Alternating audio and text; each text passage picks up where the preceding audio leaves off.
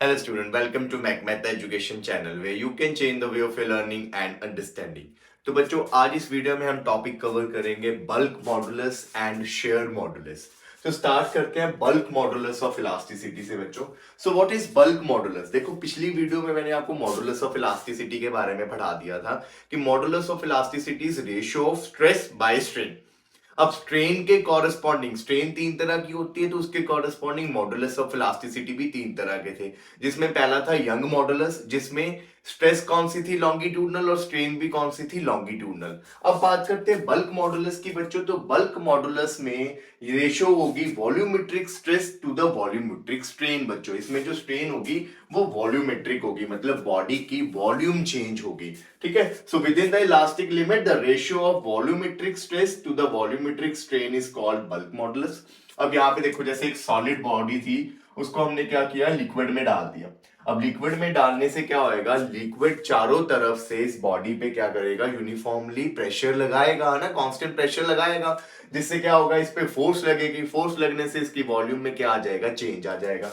पहले अगर initial volume V थी तो कितनी वॉल्यूम चेंज हो गई, डेल्टा V वॉल्यूम से ये इसकी बॉडी की वॉल्यूम जो है वो चेंज हो गई। ठीक है, तो वॉल्यूमेट्रिक स्ट्रेस क्या आएगी, फोर्स अपॉन एरिया, और वॉल्यूमेट्रिक स्ट्रेन क्या आएगी, change in volume over original volume. यहां पे एक बच्चों नेगेटिव साइन यूज होता है, क्यों होता है आपको आगे पता चलेगा। देखो वॉल्यूमेट्रिक स्ट्रेस जब भी होती है बच्चों तो वो ज्यादातर लिक्विड ही लगाता है, लिक्विड के केस में ही वॉल्यूमेट्रिक स्ट्रेस आती है। इसलिए लिक्विड के केस में फोर्स बाय एरिया को हम किससे रिप्लेस कर देंगे, इंक्रीज इन प्रेशर, कि कितना प्रेशर उस पर एक्स्ट्रा लग रहा है। ठीक है, तो डेल्टा पी से रिप्लेस कर देंगे। तो जब भी बच्चों बल्क मॉडुलस का क्वेश्चन आता है ना, तो उस केस में जो स्ट्रेस होती है वो किसके इक्वल हो जाती है, डेल्टा पी, मतलब प्रेशर के इक्वल हो जाती है कि कितना प्रेशर इंक्रीज हुआ। ठीक है, तो ये याद रखना, बल्क मॉडुलस के क्वेश्चंस में जो आपकी स्ट्रेस होगी वो क्या होगी, चेंज इन प्रेशर के इक्वल हो जाएगी। बाकी वैसे डेल्टा वी बाई वी था, वी ऊपर चला जाएगा, डेल्टा वी नीचे आ जाएगा। अब इस नेगेटिव साइन का यहाँ पे क्या काम है, देखो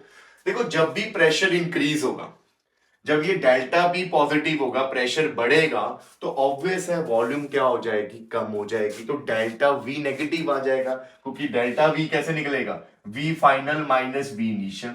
और जैसे ही प्रेशर बढ़ेगा, प्रेशर इंक्रीज होगा, तो फाइनल वॉल्यूम कम हो जाएगी। फाइनल वॉल्यूम कम होने से क्या हो जाएगा, डेल्टा वी नेगेटिव आ जाएगा। ठीक है, तो डेल्टा पी जब पॉजिटिव होगा, डेल्टा वी उस टाइम पे नेगेटिव होगा, तो आंसर हमारा नेगेटिव आ जाएगा। इसलिए आंसर को पॉजिटिव बनाने के लिए हमें यहाँ पे एक एक्स्ट्रा नेगेटिव साइन देना पड़ा, क्योंकि डेल्टा वी नेगेटिव आ जाएगा, ये भी नेगेटिव होगा, नेगेटिव नेगेटिव एक दूसरे को कैंसिल करके आंसर क्या आ जाएगा, पॉजिटिव आ जाएगा। इसीलिए बस यहाँ पे एक नेगेटिव साइन लगाया। ठीक है, thus negative sign have been taken in the expression so that the value of bulk modulus is always positive.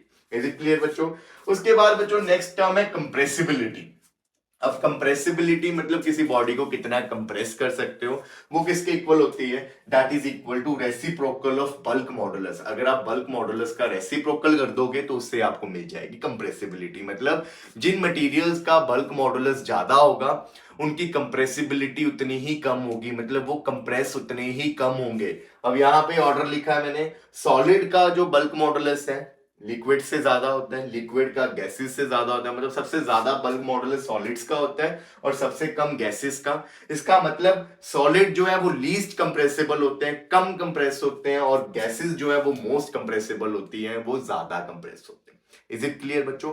अब यूनिट्स तो आपको पता ही है, जो स्ट्रेस के यूनिट होंगे वही बल्क मॉडुलस के यूनिट होंगे, क्योंकि स्ट्रेन के तो यूनिट्स होते ही नहीं है। ठीक है, तो अब हम बढ़ते हैं इनके न्यूमेरिकल क्वेश्चंस की तरफ। Now look at this first question बच्चों, the pressure of medium is changed from this to this बच्चों। तो change in pressure आपको given है, final minus initial, तो 1.165 into 10 raised to power 5 में से 1.01 into 10 raised to power 5 minus कर देंगे, क्योंकि पावर सेम है, पावर कॉमन आ जाएगी, इसमें से आप ये माइनस कर दोगे तो कितना आंसर आ जाएगा, 0.155 into 10 raised to power 5 pascal. ठीक है, उसके बाद उसने बोला चेंज इन वॉल्यूम इज 10%।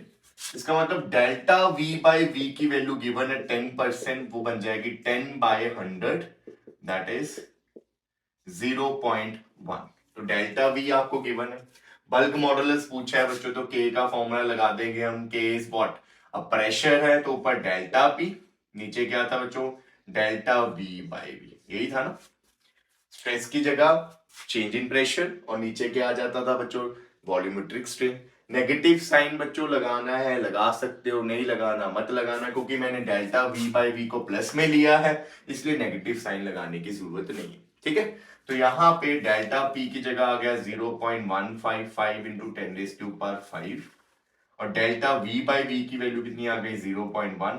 ये डेसिमल हटेगा बच्चों, 10 ऊपर चला जाएगा, तो कितना आंसर आ गया, 0.155 इंटू 10⁶। तो के की वैल्यू इज 0.155 इंटू 10⁶ पास्कल बच्चों। इज इट क्लियर बच्चों, समझ लग गया ये चीज। तो बढ़ते हैं अब नेक्स्ट क्वेश्चन की तरफ। The next question is how much should be the pressure on water be changed to compress it by 0.1%। तो आपने बताना है कि पानी पे कितना प्रेशर चेंज हो कि वो 0.1% कंप्रेस हो जाए, और वाटर का बल्क मॉडुलस आपको गिवन है। तो बल्क मॉडुलस गिवन है तो उसी का फॉर्मूला लगाते हैं। क्या था फॉर्मूला, बल्क मॉडुलस इज ऊपर आएगा चेंज इन प्रेशर, नीचे डेल्टा वी बाई वी बच्चों। गिवन क्या है, के गिवन है, डेल्टा वी बाई वी की वैल्यू डायरेक्ट गिवन है, कितना परसेंट कंप्रेस हुआ है, 0.1%, तो ये बन गया 0.1 बाय 100 बच्चों, ये चीज हो गई। अब वैल्यूज को पुट कर दो, इसको यहाँ पे ऐसे लिख दूं 0.1 इंटू 10⁻², ठीक है, ये चीज आ गई।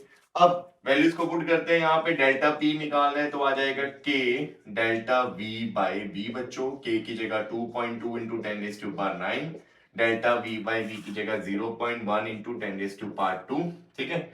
ये भी डेसिमल हटेगा नीचे, यहाँ आएगा 10⁻⁻² बच्चों, नीचे था ना 2 ऊपर जाके तो -2 हो गया, और यहाँ पे एक जीरो से एक जीरो कैंसिल हो जाएगा, 2.2 इंटू 10⁸, इधर आ गया 10⁻⁻², सो 2.2 इंटू 10⁻⁶ पास्कल। तो इतना प्रेशर आपको इंक्रीज करना पड़ेगा, ठीक है। तो एनसीईआरटी क्वेश्चन था, नीट में भी आया था ये क्वेश्चन, ठीक है। तो बढ़ते हैं अब नेक्स्ट क्वेश्चन की तरफ। The next question is compute fractional change in volume of glass of air when subjected to pressure of 10 atmosphere। आपने बताना है बच्चों कि एक ग्लास अफेयर की वॉल्यूम में कितना फ्रैक्शनल चेंज आया, मतलब delta v by v find करना है जब उस पे कितना प्रेशर इंक्रीज किया आपने, 10 एटमॉस्फेरिक। अब 10 एटमॉस्फेरिक का बच्चों पास्कल में चेंज करना पड़ेगा, SI में काम करना है। तो आपको पता है कि एटमॉस्फेयर को पास्कल में कैसे चेंज करते हैं, 1.013 इंटू 10⁵ पास्कल, ठीक है बच्चों। उसके बाद ये भी पूछा गया कि फ्रैक्शनल चेंज इन रेडियस भी बता दो, मतलब डेल्टा आर बाय आर भी पूछा है निकालने के लिए बच्चों। तो अब आपको बल्क मॉडुलस गिवन है, उसी का फॉर्मूला लगाते हैं। तो के इज बच्चों P by delta v by v बच्चों, ये चीज आ गई। P की जगह 10 इंटू 1.013 इंटू 10⁵ और डेल्टा वी बाई वी तो आपने निकालना है ना। तो ये उधर आ जाएगा डेल्टा वी बाई वी, ये नीचे आ जाएगा, क्या पहले ही कर देना ये काम। अगले स्टेप में यहाँ वैल्यूज पुट कर दो, k इज 37 इंटू 10⁹9। जब आप इसको सॉल्व करोगे बच्चों इसका आंसर आ जाएगा, मैं डायरेक्ट यहाँ पे आंसर लिख देता हूँ, 2.74 into 10⁻⁻5। So this is fractional change in volume. अब उसने बच्चों यहाँ पे फ्रैक्शनल चेंज इन रेडियस भी पूछा है। आपको पता है वॉल्यूम क्या होती है स्फीयर की, 4/3 पाई आर क्यूब बच्चों। आपसे पूछा गया डेल्टा आर बाय आर, आपके पास है डेल्टा वी बाय वी। तो डेल्टा आर बाय आर कैसे निकलेगा, यहाँ पे इसकी डिफरेंशिएशन कर देते हैं। तो डिफरेंशिएशन यहाँ पे डेल्टा वी आ गया, change in volume 4/3 pi constant है, आर क्यूब की डिफरेंशिएशन क्या आएगी, 3 आगे आर स्क्वायर, ठीक है। यहाँ पे आ गया डेल्टा आर बच्चों, ये समझ लगा स्टेप। आपने v की डिफरेंशिएशन की है r के साथ बच्चों, तो डेल्टा v बाय क्या ऐसे कर दो, delta v by delta r is equal to 4/3 pi constant, r cube की 3 r स्क्वायर। अगले स्टेप में delta v is equal to 4/3 pi 3 r square delta, ये आ गया बच्चों। इसको डिवाइड कर दो v के साथ, देखो इसको डिवाइड किया तो डेल्टा v बाई वी किसके इक्वल आ गया, ऊपर value 4/3 pi 3 r square delta r, यहाँ आ जाएगा 4/3 पाई r क्यूब, ये कैंसिल r स्क्वायर से क्यूब का कैंसिल, तो क्या आ गया delta v by v is 3 delta r by r बच्चों। इसी की वैल्यू तो चाहिए थी, तो यहां से डेल्टा आर बाय आर किसके इक्वल आ गया, 3 times delta we by v. तो 3 into 2.74 into 10⁻⁻⁵ this is your change in fractional change in radius. Is it clear बच्चों? तो बढ़ते हैं अब नेक्स्ट न्यूमेरिकल की तरफ। Now look at this question, बच्चों, again from NCERT. What is the density of ocean water at depth where pressure is 80 atmospheric, given that density at surface is 1.03 into 10⁻³ compressibility of water आपको given है इस question में। अब आपको पता है बच्चों कि कंप्रेसिबिलिटी जो है वो क्या होती है, बल्क मॉडुलस का रेसिप्रोकल। तो कंप्रेसिबिलिटी मतलब 1 बाय बल्क मॉडुलस, इसकी वैल्यू गिवन है 45.8 into 10⁻⁻11। ठीक है। अब प्रेशर उसने कितना बोला है, pressure applies 80 atmospheric eight depth. अब प्रेशर गिवन है, कंप्रेसिबिलिटी गिवन है, पूछी डेंसिटी है डेप्थ पे, सरफेस पे गिवन है। तो क्या करोगे बच्चों, सबसे पहले हम क्या करेंगे, के फॉर्मूले से डेल्टा वी बाय वी निकाल देंगे। वॉल्यूम का चेंज पता लग गया, once you find the change in volume, volume से डेंसिटी निकल जाएगी। तो यहां से डेल्टा वी बाय वी कितना आ गया, डेल्टा पी बाय के बच्चों। 80 एटमॉस्फेरिक का चेंज कर देना, 1.013 इंटू 10⁵ पास्कल। सारी वैल्यूज को यहां पुट कर दो, नीचे के की जगह देखो 1 बाय के की डायरेक्ट वैल्यू है मेरे पास, के की वैल्यू नहीं है, ये 1 बाय के की है। तो 1 बाय के होगा तो मतलब वैल्यू यहां आएगी 45.8 इंटू 10⁻⁻11, क्योंकि ये बन जाएगा ना डेल्टा पी इंटू 1 बाय के, लिख ही सकता हूं ऐसे। ठीक है, तो यहाँ पे 1 बाय के की डायरेक्ट वैल्यू ये पुट कर दी मैंने। अब इसको सॉल्व करने के बाद डायरेक्ट आंसर लिख देते हैं 3.7 इंटू 10⁻⁻3। तो हमारे पास बच्चों फ्रैक्शनल चेंज इन वॉल्यूम आ गई। अब मैं वॉल्यूम की हेल्प से डेंसिटी निकालूंगा, देखो कैसे। So delta we by v कैसे लिखोगे, delta v is change in volume, change in volume आपकी पॉजिटिव आई है, इसका मतलब क्या होगा, देखो वॉल्यूम तो डिक्रीज ही होगी आपको पता है ना। तो वॉल्यूम डिक्रीज है पर delta we by V positive आ रहा है, इसका मतलब डिक्रीज में आपने आगे इनिशियल रखा होगा और पीछे फाइनल रखा होगा चेंज निकालते वक्त, तभी चेंज पॉजिटिव आया क्योंकि इनिशियल ज्यादा थी फाइनल कम थी। यहां पे नीचे क्या आएगा, इनिशियल।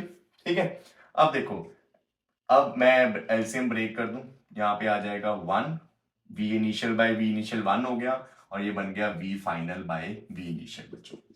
अब वॉल्यूम का फॉर्मूला क्या होता है, मास इनटू डेंसिटी बच्चों। तो यहाँ आएगा mass into final density over mass into initial density. Mass से मास कैंसिल हो जाएगा, मास में तो कोई चेंज आता नहीं, तो 1 minus rho final by rho initial. तो इसको ऐसे भी लिख सकते हो, rho final by rho initial is 1, ये इधर आ जाएगा, ये इधर आ गया, तो 1 माइनस डेल्टा वी बाय वी बच्चों। तो 1 माइनस डेल्टा वी बाय वी की वैल्यू है आपके पास 3.7 इंटू 10⁻⁻³ बच्चों। 1 माइनस, ये डायरेक्ट माइनस नहीं हो सकता तो डेसिमल में शिफ्ट कर दो 10 की पावर्स को, तो ये बन जाएगा 0.0037, है ना, 3 डेसिमल शिफ्ट करने पड़े हमें। यहां से डेल्टा फाइनल क्या आ जाएगा, डेल्टा इनिशियल, जो इनिशियल डेंसिटी है वो यहाँ पे माइनस, तो 1 minus 0.0037 into initial density is 1.03 into 10⁻³ ठीक है बच्चों, इसको मल्टीप्लाई करना and you will get your final answer. Is it clear बच्चों? तो अब हम बढ़ते हैं नेक्स्ट टॉपिक की तरफ, that is shear modulus. No बच्चे, नेक्स्ट इज शेयर मॉडुलस और मॉडुलस ऑफ रिजिडिटी। देखो, जब किसी बॉडी की सरफेस पे टेंजेंटली फोर्स लगती है जिससे उसकी शेप चेंज हो जाती है, that stress is called tangential stress and corresponding strain is called shear strain, जो आप पीछे सीख के आए हो। इन्हीं की रेशियो को बच्चे हम क्या बोलते हैं, shear modulus, ratio of tangential stress to the shear strain. ये रहा क्यूब बच्चों, इस क्यूब के ऊपर वाली सरफेस पे आपने क्या किया, ऐसे टेंजेंटली फोर्स लगाई जिससे क्या हुआ, ऊपर वाली सरफेस आगे की तरफ डिस्प्लेस हो गई और ये कुछ ऐसा हो गया। नीचे वाली सरफेस फिक्स थी। अब स्ट्रेस क्या है, force upon area, tangential force लेंगे इसमें जो सरफेस के टेंजेंट लगेगी और एरिया ये वाला, और नीचे शेयर स्ट्रेन क्या बताई थी मैंने, शेयर स्ट्रेन ये एंगल होता है जिससे ये जो फेसेस है ये ऐसे शिफ्ट हो गए। ठीक है, अब क्योंकि बच्चों शेयर स्ट्रेन में क्या होता है कि ये जो एंगल है ये बहुत ही स्मॉल होता है, तो हम इसे approximately equal to tan theta ले लेते हैं। और इस ट्रायंगल में अब tan थीटा क्या होगा, देखो ये होता है L, दोनों फेसिस के बीच का डिस्टेंस, और ये होता है बच्चों यहां से लेके यहां तक डेल्टा एल, कि कितना ऊपर वाला फेस जो है वो डिस्प्लेस हो गया। तो tan थीटा जाएगा परपेंडिकुलर ओवर बेस होता है बच्चों, तो ये परपेंडिकुलर होगा ये वाला डेल्टा एल, और बेस ये होगा एल। तो यहां से आप शेयर स्ट्रेन को ऐसे भी लिख सकते हो, फोर्स बाय एरिया, नीचे delta L by L, that is force by area into L by delta L. Don't confuse it with the young modulus, उसमें भी यही होता है force upon area into L by delta L. वहां L original length और delta L change in length of the body होता था, वो वायर। यहां पे एल क्या है, दो फिक्स्ड फेसिस के बीच का डिस्टेंस, और डेल्टा एल क्या है कि जितनी डिस्टेंस से या जितनी ऊपर वाले फेस की डिस्प्लेसमेंट हुई है बच्चों, ठीक है। तो कंफ्यूज मत होना। अब बच्चों ये याद रखना आप कि किसी भी बॉडी का यंग मॉडुलस, बल्क मॉडुलस और शेयर मॉडुलस की वैल्यूज में क्या मतलब कौन बड़ी होती है कौन छोटी। तो सबसे छोटी वैल्यू होती है शेयर मॉडुलस की, उससे ज्यादा होती है यंग मॉडुलस की, और उससे ज्यादा होती है बच्चों बल्क मॉडुलस की। ये आपको पता होना चाहिए। और उसके बाद बच्चों आपसे ये भी पूछा जा सकता है कि रिजिड बॉडी का यंग मॉडुलस, बल्क मॉडुलस या शेयर मॉडुलस की वैल्यू बताओ। अब रिजिड बॉडी होती है बच्चों जिसकी शेप, साइज, लेंथ, वॉल्यूम किसी में चेंज ना आए, मतलब रिजिड बॉडी की डेल्टा वी जीरो होगी। रिजिड बॉडी की बच्चों डेल्टा एल भी क्या होगी, जीरो, मतलब उसकी वॉल्यूम में चेंज नहीं आएगी, उसकी लेंथ में चेंज नहीं आएगा, इवन रिजिड बॉडी डिस्प्लेस भी नहीं होती। तो मतलब इस केस में भी डेल्टा एल क्या आएगा, जीरो, क्योंकि वो तो चेंज करेगी नहीं शेप, वो तो ऐसी की ऐसी रहेगी। और अगर डेल्टा वी या डेल्टा एल जीरो है बच्चों, तो चेंज ही नहीं हो रहा, तो आप फॉर्मूला देखो, अभी बल्क मॉडुलस आपने पढ़ा, बल्क मॉडुलस था minus P by delta we by we बच्चों। यंग मॉडुलस था force upon area into L by delta L, और ये भी यही था, कुछ इस तरह का ही फॉर्मूला था। अगर डेल्टा वी जीरो है या डेल्टा एल जीरो है बच्चों, तो डिनोमिनेटर में जीरो आ जाएगा, है ना। यहां पे भी डिनोमिनेटर में जीरो आ जाएगा, यहां पे भी डिनोमिनेटर में जीरो आ जाएगा, और अगर डिनोमिनेटर में जीरो आ गया तो वैल्यू क्या हो जाएगी, वाई, बीटा एंड ईटा की वैल्यू क्या हो जाएगी, इनफाइनाइट बच्चों, है ना। डिनोमिनेटर में जीरो तो वैल्यू तो इनफाइनाइट हो जाएगी। इसीलिए ये याद रखना, कभी भी रिजिड बॉडी का आपसे वैल्यू पूछ ले मॉडुलस ऑफ इलास्टिसिटी की कभी भी, तो वो इनफाइनाइट होता है बच्चों, ठीक है। समझ लग गया बच्चों, मतलब सबसे ज्यादा इलास्टिक कौन सी बॉडी है, रिजिड बॉडी। क्योंकि बच्चों यंग मॉडुलस क्या बताता है, जिसकी यंग मॉडुलस की वैल्यू ज्यादा होती है बच्चों, वो उतना ही ज्यादा इलास्टिक होता है। Similarly for beta and eta also, ठीक है। तो अब ऐसा ही एक क्वेश्चन मुझे माइंड में आ रहा है कि रबड़ और स्टील में से आपसे पूछा जाता है कि कौन ज्यादा इलास्टिक होगा बच्चों। तो रबड़ एंड स्टील में से इलास्टिक होता है स्टील बच्चों, क्योंकि स्टील की यंग मॉडुलस की वैल्यू रबड़ की यंग मॉडुलस की वैल्यू से ज्यादा होती है। जितना वाई ज्यादा होगा उतना ही वो इलास्टिक क्या होगा बच्चों, ज्यादा होगा। इज इट क्लियर बच्चों। अब हम बढ़ते हैं इसके न्यूमेरिकल्स की तरफ। Look at this question बच्चों, a square lead slab of side 50 centimeter and thickness 10 centimeter with its lower edge fixed to the floor is subjected to shearing force of 9 into 10 raised to power 4 Newton on its upper face. How much upper face is displaced? आपको ईटा given है lead का 5.6 into 10 raise to power 9। तो question में बच्चों देखो आपके पास एक square lead है, स्क्वायर लेड का स्लैब है बच्चों। तो कुछ इस तरह का स्लैब है आपके पास जिसका लोअर एंड फिक्स्ड है बच्चों।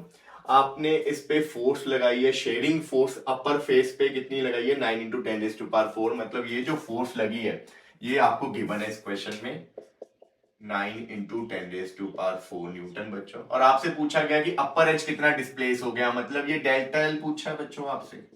ये गिवन है 50, यहां से यहां थिकनेस गिवन है 10 सेंटीमीटर। तो बच्चों ईटा गिवन है, तो ईटा का फॉर्मूला लगाते हैं, क्या था, eta is equal to force upon area into divided by sorry shearing strain. जो थीटा होती थी, थीटा को हम tan थीटा मान लेते थे, और tan थीटा किसके इक्वल निकला था, डेल्टा एल बाय एल के। तो force by area into L by delta L, where L क्या था, दोनों फेसिस के बीच का डिस्टेंस, ये भी 50 सेंटीमीटर गिवन है बच्चों, ठीक है, क्योंकि स्क्वायर है ना, ये वाला साइड तो स्क्वायर है, तो 50 हो गया ये, ठीक है। और उसके बाद डेल्टा एल होता था डिस्प्लेसमेंट, तो यहां से हमें तो डेल्टा एल ही चाहिए, तो डेल्टा एल आ जाएगा बच्चों ईटा, ये ऊपर चला जाएगा ये नीचे आ जाएगा, सिंपल। तो delta L is force by area into L by eta. Force कितनी गिवन है, 9 into 10 raise to power 4, L is 50 centimetre, metre में कन्वर्ट करना है -2। एरिया ये वाला एरिया लेना है जिसपे फोर्स लगे, तो 50 इंटू 10, तो 50 इंटू 10⁻⁻2 हो गया बच्चों, मीटर में करना है, इंटू 10 इंटू 10⁻⁻2 हो गया बच्चों। ठीक है, दोनों साइड्स को मैंने मीटर में चेंज कर दिया। और ईटा कितना गिवन है, 5.6 इंटू 10⁻9। आप ऐसे ही इसको सॉल्व करोगे, आपके पास आ जाएगा डिस्प्लेसमेंट ऑफ अपर फेस। इसका आंसर मैं लिख देता हूं यहाँ पे। इसका जो आंसर आएगा डायरेक्ट वो है 1.6 इंटू 10⁻⁻4 मीटर। ठीक है बच्चों, तो I hope with this video अब आपको bulk modulus and share modulus दोनों कंसेप्ट क्लियर हो गए होंगे। मिलेंगे अब आपको नेक्स्ट वीडियो में, तब तक के लिए टाटा।